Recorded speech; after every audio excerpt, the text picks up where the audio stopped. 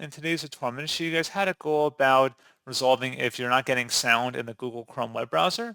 So this should hopefully be a pretty straightforward process here, guys. And without further ado, let's go ahead and jump right into it.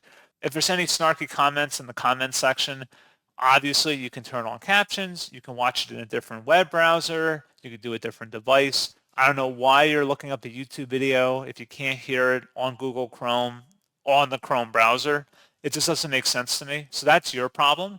So anyway, getting past that, I'm just going to point out there's a couple of things we can try. First thing would be to right click on the tab that you're having the problem with. And if it says mute site, go ahead and select that. And then you can go back on again, right click and select unmute site. See if that resolves the problem. You can also go down your system tray and turn up your speaker icon. Make sure your speakers are also physically turned on. So if you have a button on your speakers, make sure they're connected.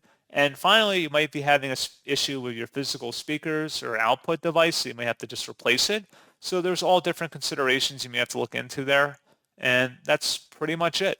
So as always, thank you for watching this brief tutorial. I do hope that was able to help you out, and I do look forward to catching you all in the next tutorial. Goodbye.